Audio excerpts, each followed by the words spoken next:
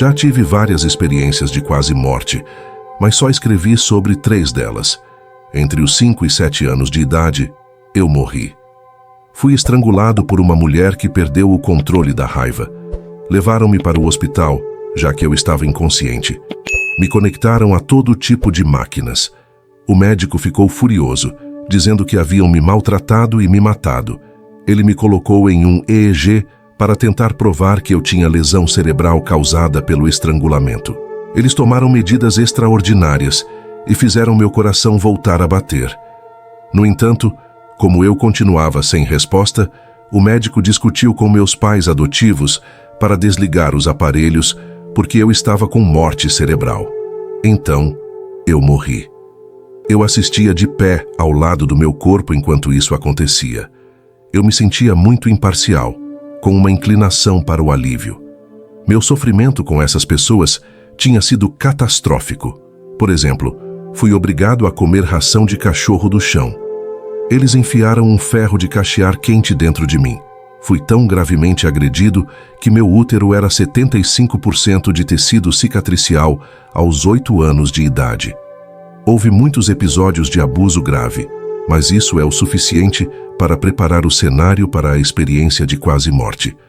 Enquanto eu estava ao lado do meu corpo, eu estava aliviado por acabar com o sofrimento. Percebi um ser de luz ao meu lado.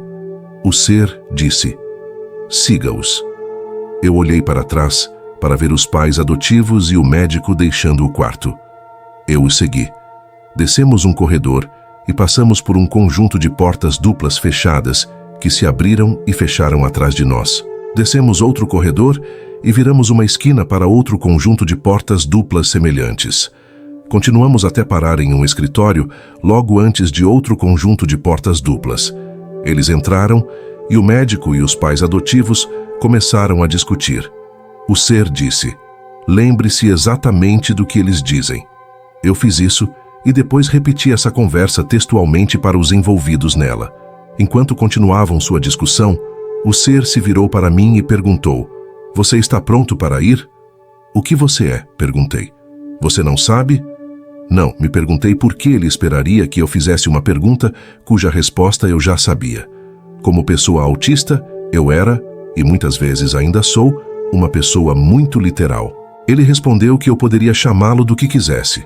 A maioria das pessoas, ele explicou, o chamava de anjo ou guia. Alguns o chamavam de Deus. Mas você não é nada disso, não é? Eu entendia de alguma forma inerentemente isso. Ele expressou prazer e orgulho, o que chamamos de sorriso, e respondeu: "Não, nenhum desses é totalmente preciso, embora todos sejam tão precisos quanto podem ser para a pessoa que decide. Por que não posso decidir o que você é? Você não tem ideias preconcebidas para atrapalhar seu entendimento.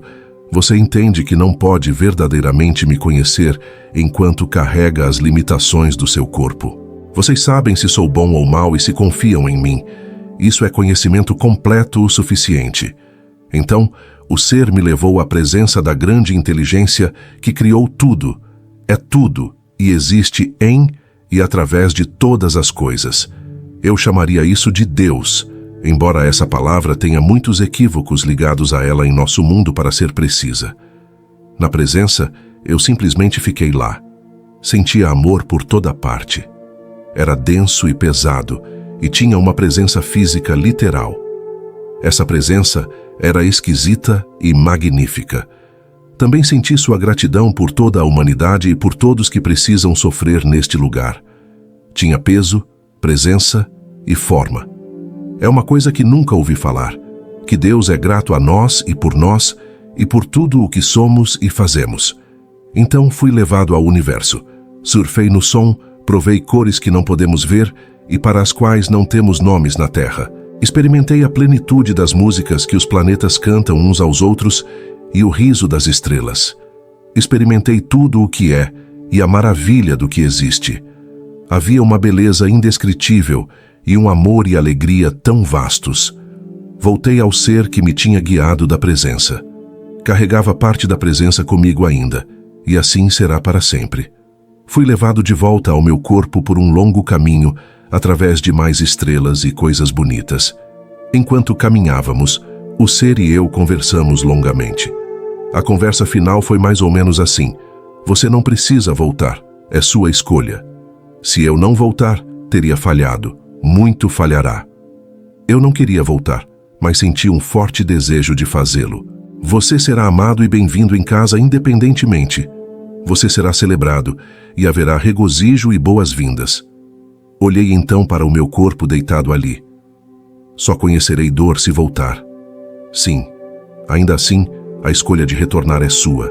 Não decidiremos. Amamos você sempre. Quero ficar tanto. Olhei para o ser e senti sua compreensão e disposição em aceitar isso. Vou voltar. Não foi uma escolha, mas pareceu aceitação e conhecimento. Eu sabia que voltaria. Eu tinha prometido. Eu tinha trabalho a fazer, mesmo que fosse um trabalho difícil. Mas eu não queria voltar. O ser esperou pacientemente enquanto os sentimentos da minha dor e desespero lutavam com meu conhecimento mental e compromisso. Acabara de passar a eternidade em magia, maravilha e uma riqueza de amor e gratidão, ouvindo músicas celestiais em um mundo perfeito. Agora eu voltaria para a sordidez, miséria absoluta, terror e agonia. E eu sabia que não acabaria logo. Voltei ao meu corpo e toda a dor inerente após uma exploração de magnificência que nem consigo descrever. E aqui permaneço, por enquanto. Finalmente decidi escrever sobre mais uma experiência. Acho que, com a estranheza do nosso mundo, é o momento certo. Já contei parte disso, mas não por completo. E não com tantos detalhes quanto aconteceu. Eu tinha menos de 6 anos quando tive essa experiência. Minha mãe adotiva tinha uma predileção por estrangular como punição. Ela estava me sufocando. E lembro-me de minha visão de mundo se estreitar até um ponto. Isso foi o mesmo que vi em outra ocasião, quando, tolo, travei meus joelhos e quase desmaiei por causa disso. À medida que o mundo se estreitava e desaparecia da minha visão de túnel, senti um desejo intenso de continuar lutando. Eu já tinha passado do ponto em que normalmente desistiria de lutar, mas desta vez senti uma forte vontade de continuar lutando. Enquanto o mundo se estreitava e depois desaparecia, tudo o que conseguia sentir era meu corpo e o dela contra ele, enquanto ficava momentaneamente cego. Podia sentir-me desacelerando, mas minhas emoções começaram a diminuir. Eu não tinha mais medo, e agora parecia que meu corpo estava lutando por si só. Então saí do meu corpo ali parado, observando a cena. Meu corpo estava agora mole, e Dorothy o estava sacudindo pelo pescoço como se esperasse mais luta. Virei-me para o ser ao lado da minha consciência, por assim dizer. Ele se estendeu para mim, como se estivesse me dando a mão na vida real. Vamos fazer um passeio, foi tudo o que ele me comunicou. Olhei para trás e vi que Dorothy começara a ressuscitar meu corpo. Senti-me preocupado, mas não com o corpo. Teremos tempo, o sentido de um sorriso.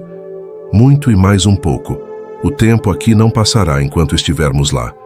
Estávamos em outro lugar. Não senti uma transição, tanto quanto estar em outro lugar. Senti apenas admiração e espanto. Estávamos na base de plantas que eram como árvores, mas mais parecidas com algas. Elas balançavam para frente e para trás, como grandes frondes de samambaias. Eram vermelhas ou douradas. As vermelhas tinham veias douradas. As douradas tinham veias verdes. Movendo-se graciosamente entre elas, estavam criaturas inteligentes, quase impossíveis de explicar. Elas brilhavam com luz bioluminescente, embora fossem o que você poderia pensar como parecidas com sereias em aparência. Eram longas e magras, seus rostos estreitos, mas ainda gentis e elegantes. Seus olhos eram largamente separados, mas não exatamente nas laterais de suas cabeças. Seus dedos eram membranosos, e a luz parecia se mover na superfície deles. Entendi que este era um mundo diferente, e um planeta diferente da Terra.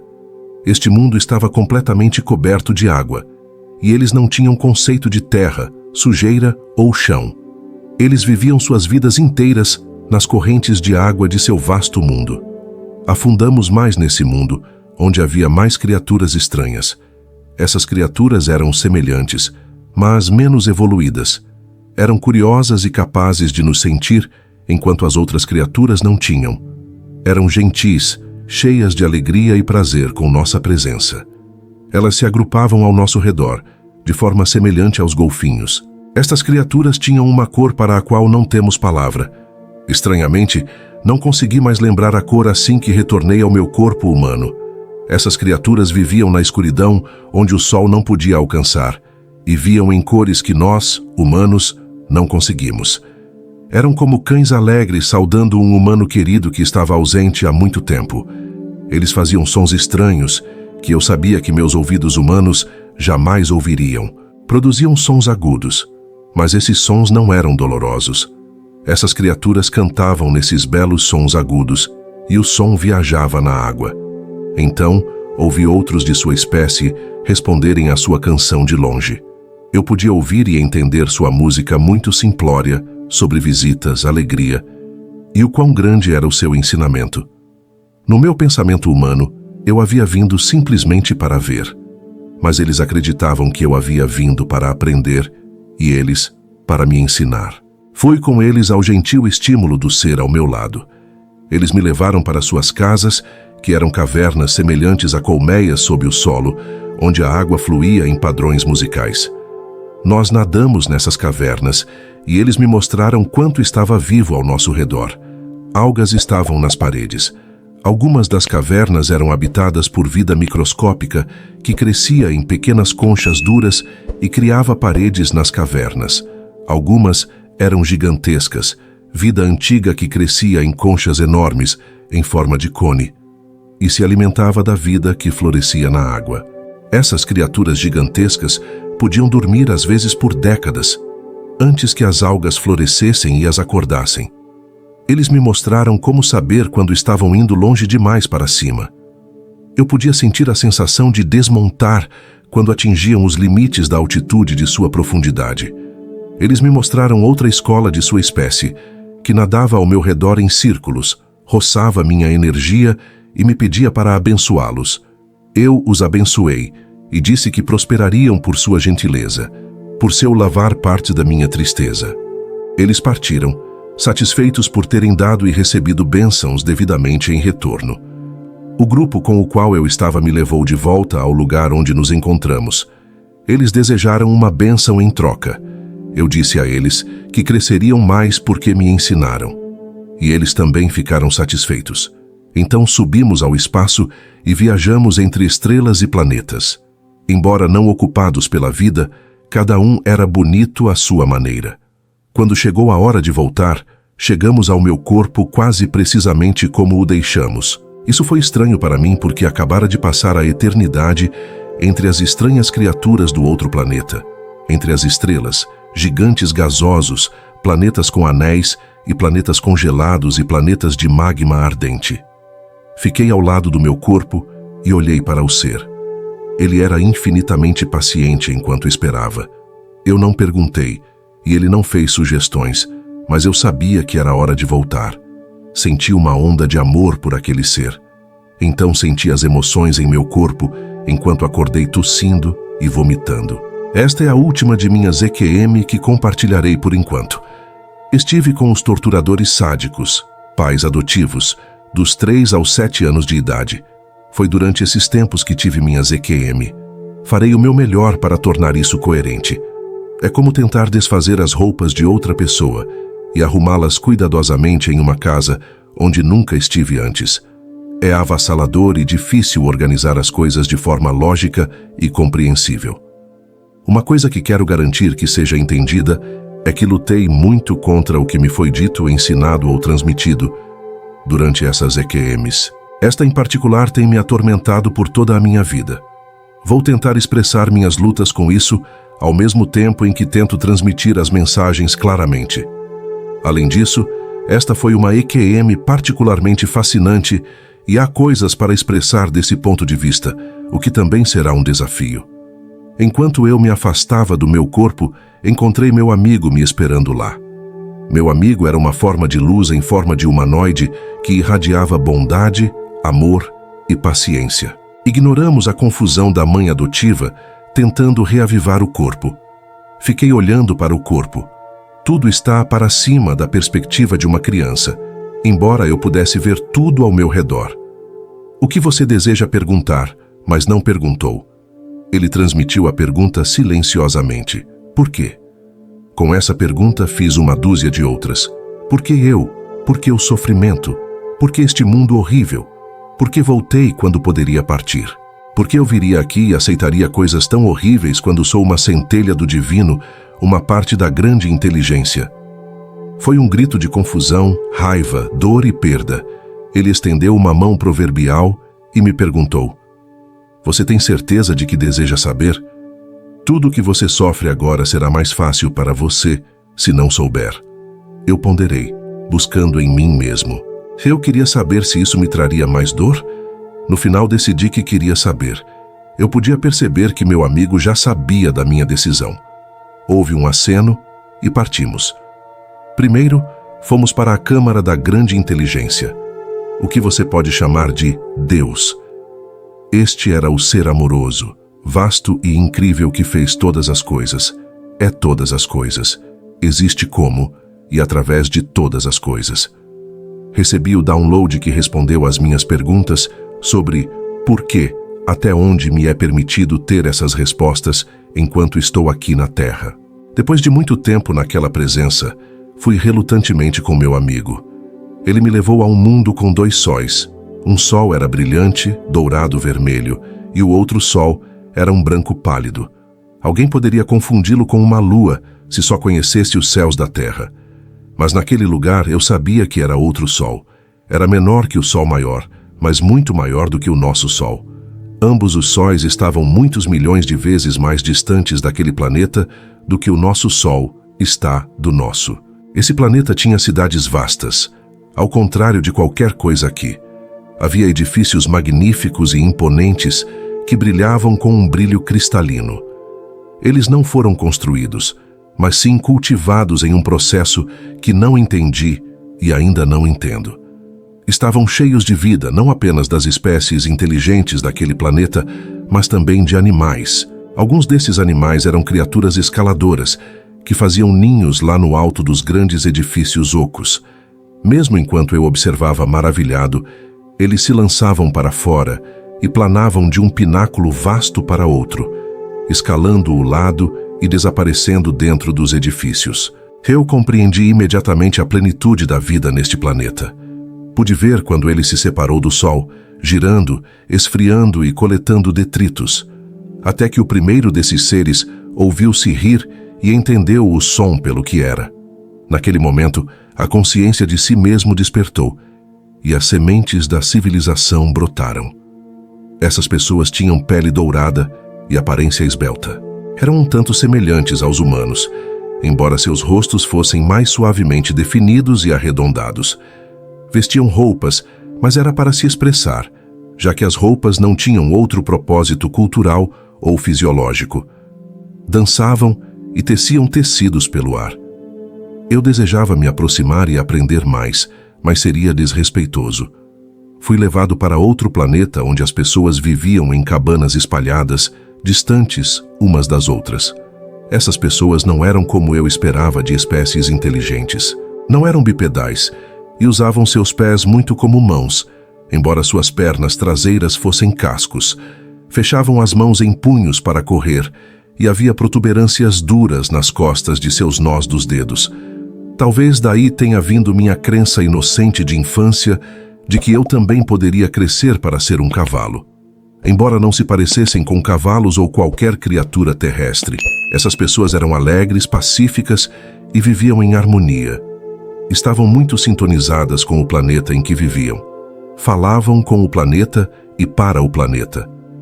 Havia outras 2 espécies inteligentes lá, e as 3 viviam juntas e trabalhavam juntas de maneira simbiótica. As tendas em que essas criaturas viviam eram feitas por seres gentis parecidos com macacos, e os seres parecidos com macacos eram carregados nas barrigas dos seres de 4 patas. A terceira raça de seres também era parecida com macacos, mas mais semelhantes aos humanos em seus rostos, sem a testa proeminente dos humanos de Cro-Magnon, mas não tão suavizados quanto os humanos modernos. A terceira raça de seres pôde nos ver e levantou as mãos em cumprimento. Isso incentivou os outros a fazerem o mesmo. Era uma visão estranha. Nós nos curvamos e enviamos bênçãos antes de seguir em frente. À medida que íamos de um lugar para outro, eu via maravilhas por toda parte. Me mostraram espécies não inteligentes. Me mostraram esplendores de todos os tipos, como cachoeiras e ser levado ao coração de uma chama ardente. Eu esquimrei a superfície de um sol, brincando na energia em mudança, e ouvi sua alegria jubilante em dar vida a tantas coisas maravilhosas. Foi a experiência mais alegre, bonita, maravilhosa e incrível que alguém poderia ter. O tamanho e o escopo disso não podem ser expressos. Conheci seres espirituais incríveis como meu acompanhante, amigo e meu guia. Todos estavam cheios de contentamento e alegria. Em toda parte no universo havia grande amor, dignidade, respeito e compaixão. Foi tão sublime que eu não consegui conter as lágrimas, pois tenho uma capacidade diminuída de lembrar essa experiência, pois é tudo que meu cérebro pode abranger enquanto estou nesta forma reduzida, pequena e limitada. Ir de onde eu estava para cá tem sido quase insuportável. Saber verdadeiramente o que está além e saber além de qualquer dúvida que é magnífico e fantástico, além de toda concepção, torna viver aqui, nesta forma, tão difícil. Eu tento não pensar sobre isso. Outra razão pela qual raramente falei sobre minha experiência é que me faz ansiar ainda mais por retornar a ela. Depois de muito tempo explorando e vendo belas paisagens, paramos no espaço perto de uma nebulosa. As nebulosas são ainda mais bonitas do que parecem nas fotos. Essa é a resposta para a sua pergunta. Entendi que tudo o que fazemos aqui na Terra, tudo o que somos e tudo o que experimentamos, permite que a criação exista. Cada coisa bonita, cada ser maravilhoso e criatura, seja na Terra ou em qualquer universo, depende de pessoas que estão em lugares extremamente raros como a Terra. A grande inteligência, Deus, é um paradoxo. É completamente amorosa e totalmente ilimitada. O que, pela definição de paradoxo, significa que é impossível, não pode ser limitada apenas ao amor, não pode ser limitada apenas a ser ilimitada, ou não é ilimitada. A Terra é um lugar onde o ilimitado se torna limitado, onde o singular se torna muitos. Aqui pode conhecer a comunidade e a solidão, pode conhecer a angústia e a esperança, pode conhecer tudo o que um ser ilimitado de amor puro não pode. Pode conceber e perceber o mal, o que na verdade também não pode fazer. Para resolver o paradoxo, ele deve experimentar a impotência e a limitação e tudo como é real. Neste lugar, é tudo tão real. Então, o que é o livre-arbítrio? O livre-arbítrio é a opção de vir aqui para ajudar a resolver o paradoxo de Deus. Ser tudo o que não somos, para que tudo maravilhoso e alegre continue a existir. Para que o amor em si mesmo continue a existir. Para que o ilimitado não seja limitado apenas a ser ilimitado. Porque as respostas sempre são simplesmente existir e escolher o amor e aprender a amar. Porque tudo o que você precisa fazer para resolver o paradoxo é existir. E à medida que existimos aqui, cada vez que escolhemos amar, expandimos o universo. O amor é o anseio da vida por si mesma. Apesar da realidade do que vivemos, até as almas mais sombrias entre nós não podem deixar de alcançar, ansiar e se mover em direção ao bem e ao amor. O amor é a verdadeira natureza de quem somos. E quando experimentamos coisas horríveis, a pergunta "por que?" vem à mente porque é a pergunta central do amor, da vida e deste mundo. A resposta é para que todas as coisas possam continuar a existir. Cada alma escolheu vir aqui e sofrer por amor. Cada alma ama o universo, ama a vida e ama este mundo e todos os mundos de forma tão imensamente e intensamente que escolheram vir aqui para que todos os universos possam transbordar de uma vida bonita e alegre. Cada criatura que vi reconhece que sua vida lhes dá o presente da vida. E quando cada alma vai para casa, depois de morrer, elas conhecerão as recompensas de seu presente também. A recompensa por seu sacrifício será a alegria, o amor e sentir uma alegria incrível, maravilhosa e bonita pela vida e amor em todo o universo. Quando você vai para casa, encontra sua alma. Você veio de boa vontade aqui para se esquecer de si mesmo. Você veio de boa vontade aqui para salvar cada coisa bonita. Sofrendo o que Deus não pode, você dá o presente da vida. Isso encerra o vídeo de hoje. Este é um daqueles que fazem você se sentar e questionar a própria existência. Houve várias vezes em que tive que parar por causa de tudo o que estava lendo. O que vocês acharam das experiências dela? Vocês acham que foram inventadas para ajudá-la a lidar com o abuso horrendo que seus pais adotivos a submeteram? Vocês acreditam que ela experimentou o que disse que experimentou? Vocês acreditam que Deus experimenta a vida através de nós?